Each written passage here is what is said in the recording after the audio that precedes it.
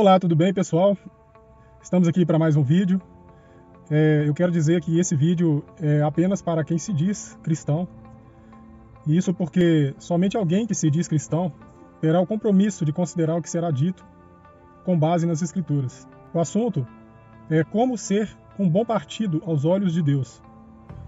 Mas aí vão dizer, então quer dizer que você se considera um bom partido aos olhos de Deus?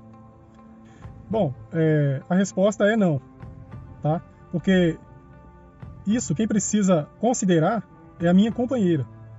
A questão é que a gente não deve compartilhar do nosso conhecimento bíblico apenas se nós formos um modelo padrão. Até porque ela é uma espada de dois gumes, ou seja, corta para os dois lados. Direciona-se tanto a quem ouve quanto a quem prega. O que eu disser para você também vai servir para mim. Outro ponto é que o fato de sua companheira te considerar um bom partido aos olhos de Deus, isso não o torna um bom partido aos olhos de Deus.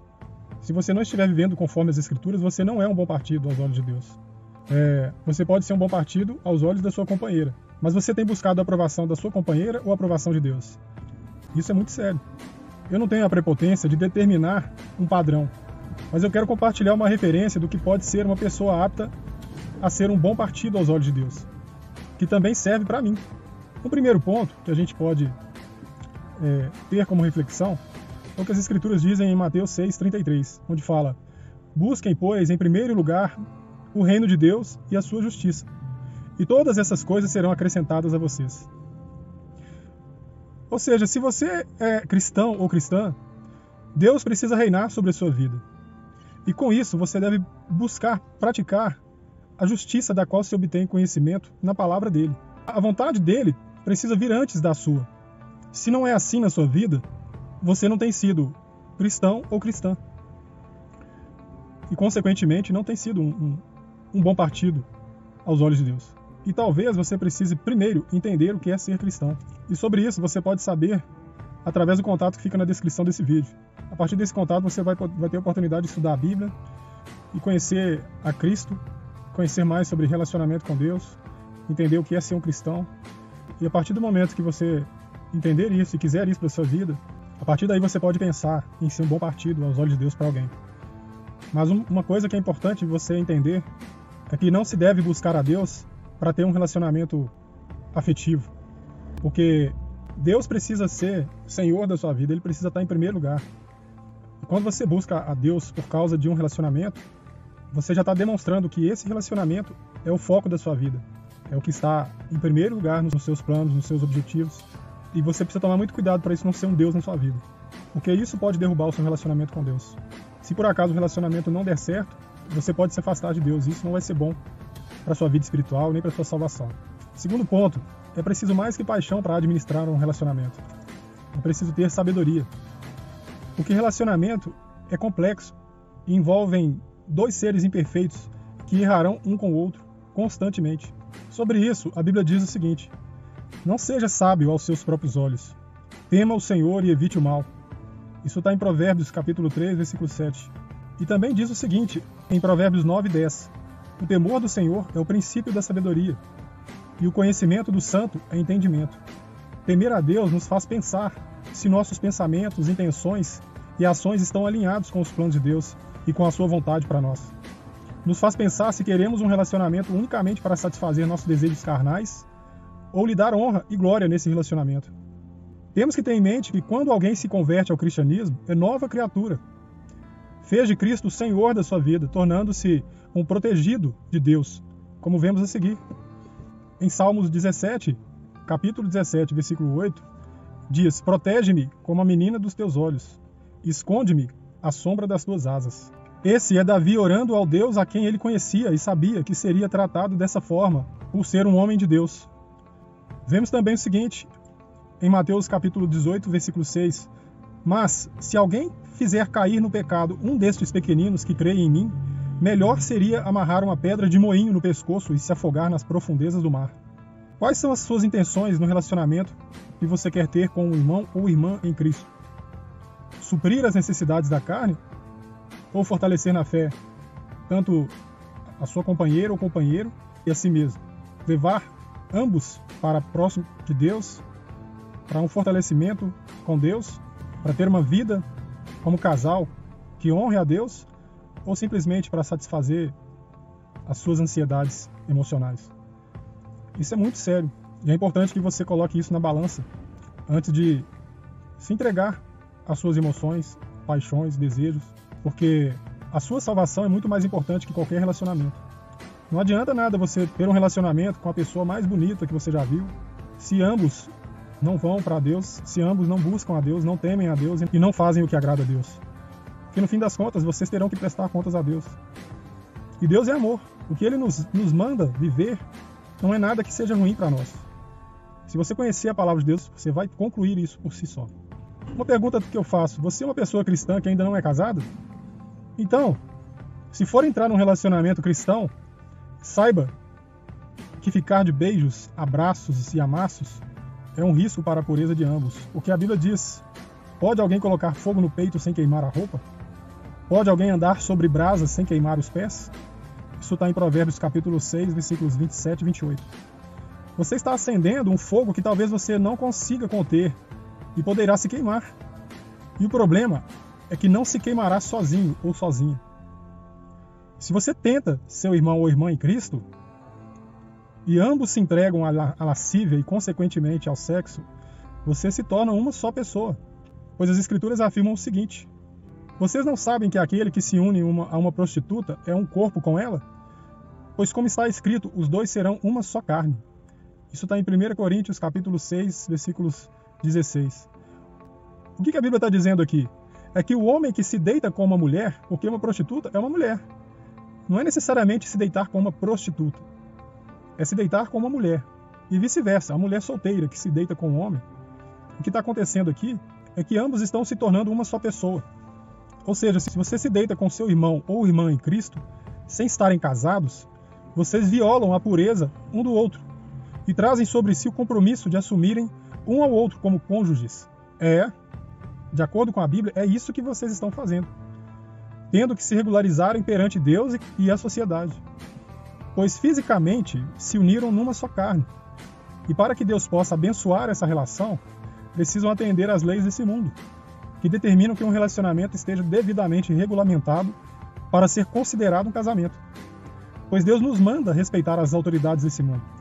Isso está em Romanos capítulo 13, versículos 1 e 2, onde fala: todos devem sujeitar-se às autoridades governamentais, pois não há autoridade que não venha de Deus. As autoridades que existem foram por Ele estabelecidas. Portanto, aquele que se rebela contra a autoridade está se opondo contra o que Deus instituiu. E aqueles que assim procedem trazem condenação sobre si mesmos. E disse também em Mateus capítulo 19, versículos 5 e 6, e disse: por essa razão, o homem deixará pai e mãe e se unirá à sua mulher, e os dois se tornarão uma só carne. Assim, eles já não são dois, mas sim uma só carne. Portanto, o que Deus uniu, ninguém separe. Deus determina que se você se une a uma mulher fisicamente, não deve mais se separar dela, devendo formalizar e regularizar essa união. Portanto, o relacionamento não é um experimento para Deus e não deve ser para quem se diz cristão. Existem critérios específicos que permitem que um casal casado possa se separar. E há escrituras que esclarecem isso melhor. Não é sobre isso que nós vamos falar aqui. Isso é assunto para um outro vídeo, onde envolve traição, adultério, né? E nós não vamos falar sobre isso aqui porque senão vai se estender muito. Mas voltando ao que nós estamos falando, manter intimidade sexual fora do casamento, estamos falando aqui sobre um casal de namorados cristãos que se entregam ao sexo. Isso é colocar-se em pecado e longe das bênçãos de Deus. Não pense você que burlar o processo natural da vontade de Deus e apressar essa união de forma irregular e diferente daquilo que Deus determinou vai trazer bênçãos para a sua vida, vai permitir que a sua união seja abençoada. Deus não é cego e nem bobo. Inclusive a Bíblia fala que de Deus não se zomba. Então, se você acha que pode enganar a Deus ou dar um jeitinho para você se unir sexualmente com alguém, num convívio cristão, você está extremamente enganado. E antes que coisas ruins possam acontecer ao seu relacionamento, é importante que se arrependam e se regularizem diante de Deus. Se é que vocês permitiram algo pecaminoso acontecer entre vocês. Bom, Terceiro ponto, um bom partido, alguém que quer ser uma boa companhia para um cristão ou cristã, precisa respeitar o próximo. Ambos precisam se respeitar. Antes de pensar num relacionamento afetivo na igreja, no reino de Deus, entre irmãos, no ministério cristão, é preciso primeiro ter respeito e amor fraterno, amor de irmão para irmão, de irmã para irmã. E somente desenvolvendo esse amor sincero, sem segundas intenções, é que você desenvolve a condição de poder ser um companheiro, uma companheira de alguém. Se você não ama seu irmão sem segundas intenções, você não está praticando o amor ao próximo. Se você desrespeita algum irmã ou irmão, desdenha, desconsidera, você não está apto a ter um relacionamento com uma irmã ou irmão. Você não está apto a receber a menina dos olhos de Deus. E a menina dos olhos de Deus não é uma mulher, é um filho de Deus, é uma criatura de Deus. Né? É alguém que Deus trata com zelo, cuidado, amor, como um filho. E as Escrituras dizem o seguinte, em relação a esse respeito mútuo que nós precisamos ter uns com os outros. Como vocês querem que os outros lhes façam, façam também vocês a eles. Isso está em Lucas capítulo 6, versículo 31. Também fala, nenhuma palavra torpe saia da boca de vocês, mas apenas a que for útil para edificar os outros, conforme a necessidade, para que conceda graça aos que a ouvem. Isso está em Efésios capítulo 4, versículo 29. Cristãos não devem achar normal dizerem ou ouvirem palavras torpes uns dos outros, ou uns para os outros, ou se tratarem com estupidez, mas devem ser respeitosos uns com os outros. Isso não é um favor que você faz para o próximo. Isso é um mandamento de Deus e isso é uma coisa que, se você quer receber um tratamento assim, você precisa também oferecer o mesmo tipo de tratamento. E isso nos leva ao próximo ponto, que é humildade. A Bíblia diz o seguinte, em Romanos capítulo 12, versículo 3, fala assim, por isso, pela graça que me foi dada, digo a todos vocês, ninguém tenha de si mesmo um conceito mais elevado do que deve ter. Mas, ao contrário, tenha um conceito equilibrado, de acordo com a medida da fé que Deus lhe concedeu. E também diz, não façam nada por ambição egoísta ou por vaidade, mas humildemente considerem os outros superiores a vocês mesmos. Cada um cuide não somente dos seus interesses, mas também dos interesses dos outros. Isso está em Filipenses capítulo 2, versículos 3 e 4.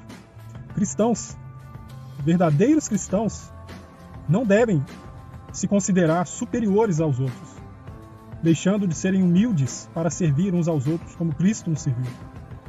Se você se acha melhor que alguém em algum aspecto, cuidado, pois nem Cristo se posicionou dessa forma. Ao contrário, existem várias escrituras onde ele fala que quem quiser ser importante, seja escravo dos outros. Ele lavou os pés dos discípulos para dar o exemplo de humildade, de servidão. Quem é você para se achar melhor do que alguém? Por causa de alguma coisa que você tenha, por causa de alguma qualificação que você tenha? Você não é mais importante que ninguém. Isso é motivo gravíssimo para você se arrepender diante de Deus, se você pensa assim. Se você pensa que você é mais especial, mais importante que alguém por algum motivo, se arrependa enquanto é tempo. Primeiro vai roubar sua paz, vai te isolar das pessoas e depois vai roubar sua salvação. Quinto ponto, seja uma pessoa de oração. A Bíblia diz, orem no Espírito em todas as ocasiões, com toda oração e súplica. Tendo isso em mente, estejam atentos e perseverem na oração por todos os santos. Está em Efésios capítulo 6, versículo 18. E também diz, durante os seus dias de vida na terra, Jesus ofereceu orações e súplicas em alta voz e com lágrimas, àquele que o podia salvar da morte, sendo ouvido por causa da sua reverente submissão. Está em Hebreus capítulo 5, versículo 7. Seja reverente a Deus para que ele o ouça e o atenda naquilo que for de acordo com a vontade dele, né? Porque muitas vezes a gente ora somente por aquilo que é do nosso interesse, mas que não está de acordo com a vontade de Deus, com os ensinamentos de Deus, e que sutilmente pode até nos levar ao pecado. Tenha certeza de que a Bíblia te orienta sobre tudo que é bom para você, e o Espírito de Deus também dá o discernimento para você perceber o que é bom e o que é ruim. Além da Bíblia, ainda temos o Espírito Santo que nos dá esse discernimento. E não só temos isso, como também temos uns aos outros para nos aconselharmos e nos orientarmos. Então, se você tem dúvida sobre alguma coisa que quer fazer ou que você pensa, busque conselhos, ore a Deus, E certamente você vai ter um esclarecimento mais amplo que pode te ajudar a enxergar se isso é da parte de Deus ou somente da sua parte. Se é do agrado de Deus ou se é somente do seu agrado. Muitas vezes o que a gente ora a Deus ou pede a Deus ou quer fazer, muitas vezes até sem pedir, orar ou se aconselhar, é somente para o nosso próprio prazer. E às vezes a gente nem ora a Deus justamente porque a gente sabe que Deus não vai atender. E é importante pensar de que vale viver os prazeres da vida se você não se livrar da morte. E por que eu falo isso? Porque você pode se entregar aos prazeres, mas um dia você vai ter que prestar contas sobre tudo que você viveu. Vive em obediência e comunhão com Deus para ser um cidadão eterno, que está livre do poder da morte, isto é, alguém que vive esperando pela salvação, pela eternidade, e que não desperdiça sua chance de ser salvo para a eternidade, se entregando aos prazeres desse mundo. Como pode o jovem manter pura a sua conduta? Vivendo de acordo com a tua palavra. Eu te busco de todo o coração. Não permitas que eu me desvie dos teus mandamentos. Guardei no coração a tua palavra para não pecar contra ti. Isso está em Salmos capítulo 119, do 9 ao 11. É possível manter-se firme no caminho de Deus, onde existe a verdadeira felicidade. A verdadeira felicidade está no caminho de Deus. Mas você precisa acreditar nisso, precisa buscar isso, precisa se dedicar a isso, para você sentir, experimentar e comprovar, como dizem em Romanos, né, a boa, perfeita e agradável vontade de Deus. Prazeres momentâneos trazem falsa felicidade. Jesus nos indica onde está a verdadeira felicidade, o prazer que nunca perece. Em Lucas capítulo 11, versículos 27 e 28 diz: enquanto Jesus dizia essas coisas, uma mulher da multidão exclamou: feliz é a mulher que te deu a luz e te amamentou. Ele respondeu: antes, felizes são aqueles que ouvem a palavra de Deus e lhe obedecem. Quer ser um bom partido aos olhos de Deus? Viva na contramão do mundo, pois a mensagem da cruz é loucura para os que estão perecendo, mas para nós que estamos sendo salvos é o poder de Deus. Isso está em 1 Coríntios capítulo 1, versículo 18. Você acredita na sabedoria de Deus? Você confia nela? Quer ser um bom partido aos olhos de Deus? Seja primeiro um cristão, depois ame incondicionalmente o seu irmão ou irmã em Cristo, com amor fraternal. E certamente Deus vai colocar alguém na sua vida com interesses diferentes, com a intenção de ser teu companheiro ou tua companheira. E provavelmente um dia vocês vão poder se casar e desfrutarem da relação sexual, num casamento abençoado por Deus, da maneira certa, onde ambos confiam um no outro, ambos temem a Deus e se respeitam por amor e temor a Deus, que vão criar seus filhos dentro de uma vida que agrada a Deus. Isso não tem preço, e esperar por isso também vale a pena, é um preço que vale a pena pagar. Se isso para você é importante, pense nessas coisas, aplique essas coisas na sua vida, compartilhe esse conteúdo com alguém que você queira que essa pessoa reflita nesse assunto e que traga isso para a sua vida. Se você quer conhecer mais sobre a Bíblia, acesse o link que está na descrição do vídeo. Deixe nos comentários: eu quero conhecer mais sobre a Bíblia, que eu entrarei em contato com você, sem custo, tá? Aqui a gente não está falando de pagar nada não, porque isso nos foi dado de graça, e é de graça que a gente deve oferecer o que a gente aprende, o que a gente experimenta de Deus, foi dado de graça. Não haverá custo nem antes nem depois, você pode ficar tranquilo. E eu espero ter ajudado. Se você quiser dar algum crédito para esse trabalho, peço apenas que você se inscreva no canal, curta o vídeo para dar ênfase para essa plataforma que recebe nossos vídeos, compartilhe para esse conteúdo se tornar um assunto relevante e ser recomendado também para outras pessoas, né? Lembrando daquela escritura, né? Faça aos outros o que você gostaria que fizessem a você. Se você gostaria de ter conhecido isso antes e isso foi bom para você, compartilhe com outras pessoas também, né? E eu vou ficando por aqui e até o próximo vídeo.